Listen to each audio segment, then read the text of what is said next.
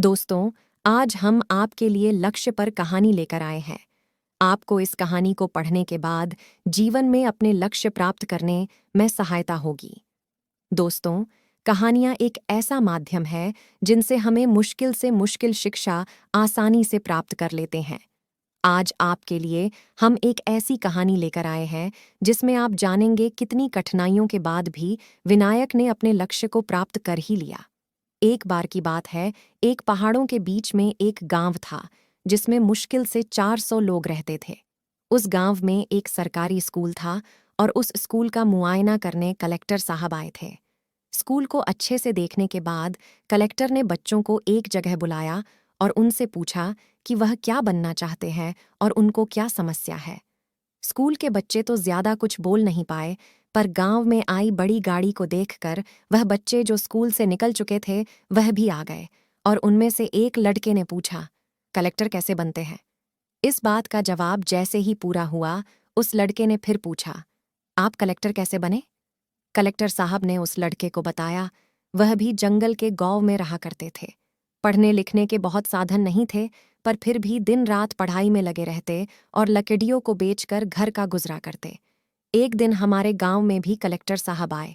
तभी मैंने अपना लक्ष्य बना लिया था कि मैं भी एक दिन कलेक्टर बनूंगा। फिर क्या मन में लक्ष्य को लिए मैं गांव से निकला, शहर में पढ़ा और काम किया और दिन रात मेहनत की, फिर भी मेरा सिलेक्शन नहीं हुआ।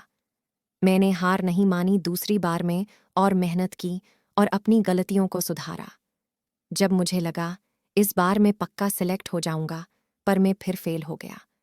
मेरे पिता जो गांव में थे, उनकी तबीयत खराब रहने लगी और मुझे महीने में 1-2 बार गांव भी जाना पड़ता। पर इस बार मैं अपनी मेहनत को और बढ़ाया। मेरे जीवन में जितनी चुनौती बढ़ती जाती, मैं उतना ही मेहनत करता जाता। मैं एक बार भी अपने लक्ष्य से दूर नहीं गया। मैं निरंतर पढ़ाई करता और जितना हो सकता था, मैं अपने घर वालों की मदद भी करता। इस बार मुझे पूरा विश्वास था कि मैं निकल जाऊंगा और हुआ भी ऐसा ही। इस बार मैंने एग्ज़ाम निकाल लिया और मेरी मेहनत यही ख़त्म नहीं हुई। इसके बाद 2 एग्ज़ाम और निकालने होते हैं। पहले एग्ज़ाम के बाद मेरे पिता का देहांत हो गया। मैं अंदर से टूट गया, पर मैंने अपना संघर्ष कभी नहीं छोड़ा और आज आप लोग देख ही रहे हैं, मैं कलेक्टर बनकर आपके सामने हूँ। कलेक्टर साहब की बातें सुनकर सभी बच्चों में पढ़ाई का जोश भर गया और सब बच्चे कहने लगे, हम भी कलेक्टर बनेंगे। शिक्षा। हमें इस कहानी से यह शिक्षा मिलती है, चाहे जो हो जाए, हमें अपने लक्ष्य से नहीं भटकना चाहिए।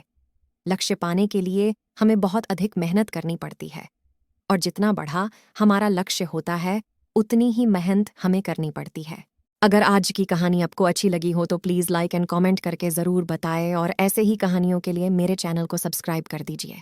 Thank you for watching.